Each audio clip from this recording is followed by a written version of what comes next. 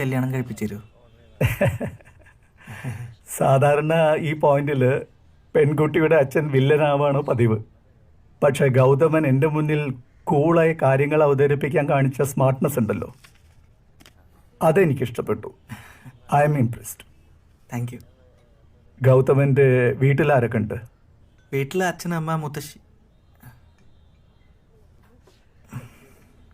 വീട്ടിൽ അച്ഛനും അമ്മയും ഞാനും മാത്രമേ ഉള്ളൂ. Are they working? അച്ഛൻ റിട്ടയർഡ് പോസ്റ്റ് മാഷാണ്, അമ്മ ഹൗസ് വൈഫ്. ഒറ്റ മോനാണോ അല്ലേ? അതെ. പാമ്പേർഡ് ആണോ? അങ്ങനെയൊന്നുമില്ല. ഇപ്പം ഗൗതമൻ എന്ത് ചെയ്യുന്നു? ഇപ്പം ഞാൻ ഈ ക്യാമ്പസ് സെലക്ഷനൊക്കെ കഴിഞ്ഞിട്ട് ഇങ്ങനെ നിൽക്കാം. ഇപ്പം വിളിക്കാം അവർ.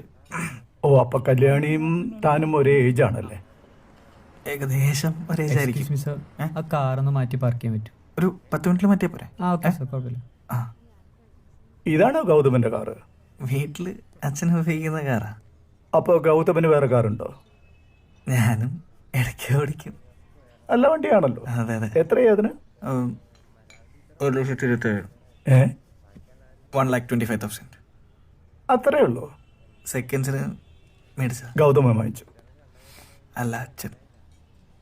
മാർക്കറ്റിൽ ഇങ്ങനൊരു കാർ ഇറക്കാൻ അതിൻ്റെ കമ്പനി ചെയർമാൻ തീരുമാനമെടുത്തതിൻ്റെ പിന്നിൽ ഒരു സംഭവമുണ്ട്. ആ കഥ അറിയോ ഗൗതമന്? ഒരു ദിവസം ഈ കമ്പനിയുടെ ചെയർമാൻ ബോംബെ സ്ട്രീറ്റ്സിലൂടെ അയാളുടെ ലക്ഷറി കാറിൽ പോയിക്കൊണ്ടിരിക്കുമ്പോൾ ട്രാഫിക് സിഗ്നലിൽ ഒരു കാഴ്ച കണ്ടു. രാവിലെ ബൈക്കിൽ ജോലിക്ക് പോകുന്ന ഒരാൾ, കൂടെ ഭാര്യയും 3 മക്കളും, പിന്നെ അവരുടെ ബാഗ്, കുടകളും സാധനങ്ങളും ഒക്കെ. ഒരു കുടുംബം മുഴുവൻ തിങ്ങി ഞെരുങ്ങി ജീവനും കയ്യിൽ പിടിച്ച് ഒരു ബൈക്കിൽ ബാലൻസ് ചെയ്തു പോകുന്ന കാഴ്ചയാണ് അദ്ദേഹം കണ്ടത്. അദ്ദേഹത്തിന്റെ സ്ഥാനത്ത് ഗൗതമനോ ഞാനോ ആയിരുന്നെങ്കിൽ ഒരാൾക്ക് കൂടി കയറാമെന്നുള്ളൊരു ക്ലീഷേ വെളുപ്പമടിച്ചങ്ങ് പോവായിരുന്നു. പക്ഷെ അദ്ദേഹം ചിന്തിച്ചതും ചെയ്തതും പിന്നെ ചരിത്രമായി മാറി. സ്വന്തം രാജ്യത്തെ ഒരു സാധാരണ കുടുംബത്തിന്റെ യാത്രകൾക്ക് പോലും മിനിമം സംരക്ഷണം കൊടുക്കാൻ പറ്റാത്ത താനൊക്കെ എന്ത് ഇൻഡസ്ട്രിയലിസ്റ്റ് ആണ് എന്ന് സ്വയം ചോദിച്ചതിന്റെ ഉത്തരമാണ് ഗൗതമന്റെ അച്ഛൻ വാങ്ങിച്ച ആ കാർ. India's cheapest car.